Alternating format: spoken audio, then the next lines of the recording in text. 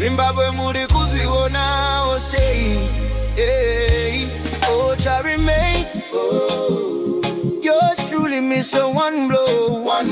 Foolish government. Yeah, me raspi. Urumende yemageva akatumira mbava. Urumende yemageva tiri kutongwa netoti. Emerson uri geva takatumira mbava geva matoti. Urumende yembava tiri kutongwa negeva mbava toti takatumira.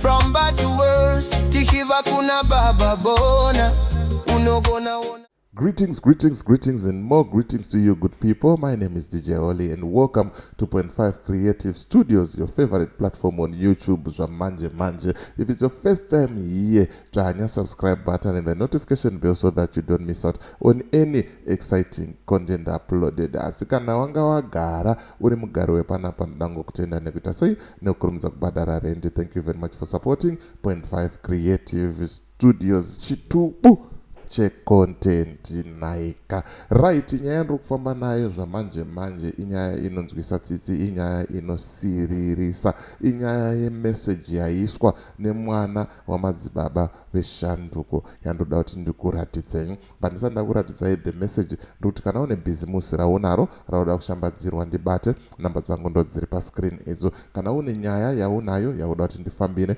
ndibate futi pasame number ipapo, tunodzifambira nyaya dzacho tisingatye tisingavhunduke anditika. Right, nyaya yangu nde iyi.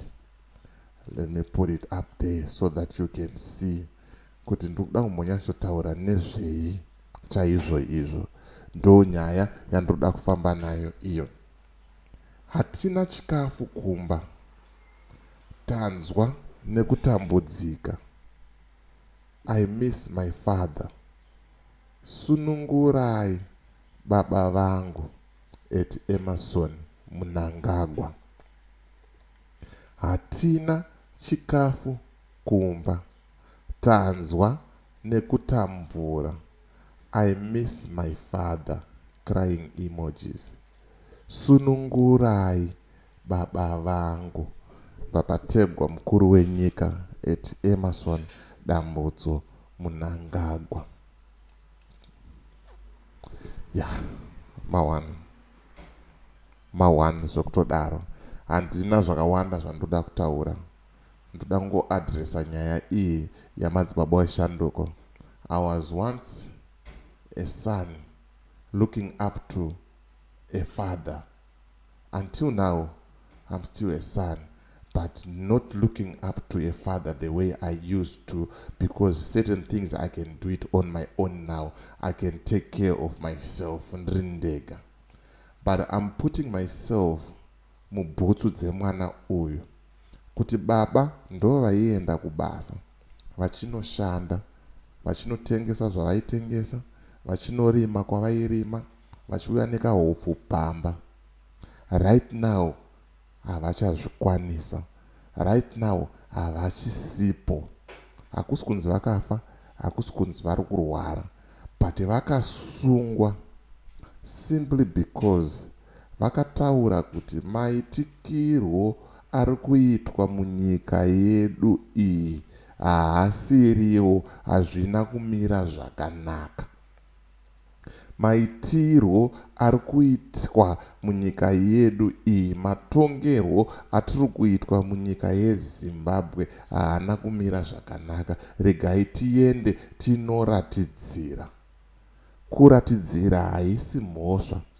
Zvitorimo muconstitution yeZimbabwe iri kuda kuchinjwa nevanhu veZANU-PF kuti va-extend temu yemukuru wenyika isvike muna 2030. Hakusi kutuka, hakusi kushora, hakusi kuita sei kudisrespecta, kufollowa machannels, maprocedures, kuti zvirimo wani mubhuku izvi. Ruri kutaura wani kuti tinobvumirwa kuexercise right yedu sevanhu, sevana veZimbabwe kuti tiratidzire.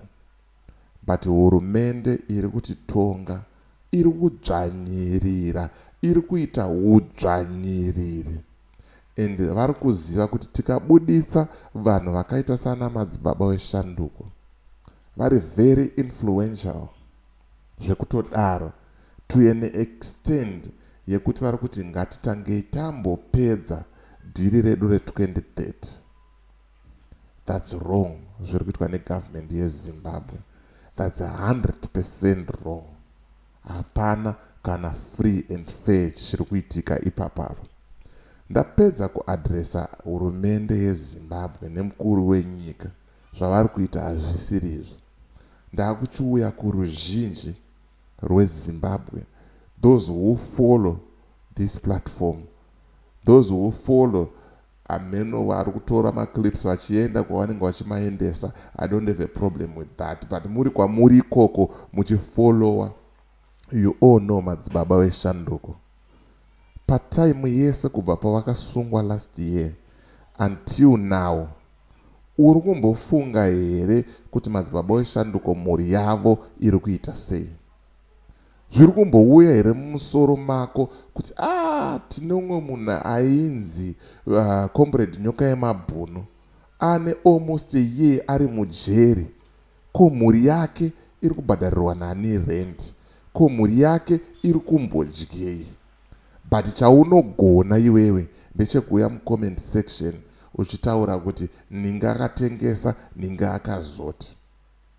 Ndopaipa paunozoona munhu akubuda mujeri otaura kuti ini nangu mangu mapolitical parties ese ndamatadza, regai ndiende kumusangano weZANU-PF, ndiitire mhuri yangu, ndiitire dumbu rangu, ndiitire hama dzangu. Not because I love ZANU-PF, but it's because of my relatives, my family, and because of my stomach.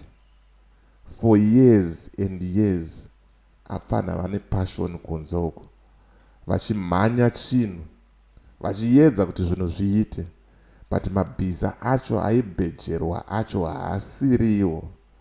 Vanhu vanga vangori more focused, more concerned on their stomachs. Matumbu avo akaguta chete, the majority hamusisina basa. Ivo vakangodya chete, imi munoramba muchingoti takutoita, zvakutoita. Zviriko zvinhu zvakadaro. But tichidzoka panyaya yedu zvamanje manje, tiri kutaura kuti iwewe nekuda kwako kuti nyika yeZimbabwe isununguke, nyika yeZimbabwe iende kumberi, what role are you playing? Uri kuitei kumhuri yakwanyoka yemabhunu? Uri kuitei kumhuri yakwamadzibaba weshanduko? Tine mamwe macomrades akasungwa, what role are you playing? Kana wanzwa moyo wako wakubata, wafunga to contribute or to assist, ndibate, namba dzangu ndo dziri pascreen idzo, ndokulengisa nevanhu, the right people, or I will share the right details yekuti mari haipinde mumaoko angu, inoenda direct kuna madzibaba weshanduko, inoenda direct kune mhuri yaComrade nyoka yemabhunu. Ndonyanga chifamba nayo zvamanje manje. As for me, DJ Oli, and the rest of the crew behind the scenes, truth is bye for now. Let's meet in the next video.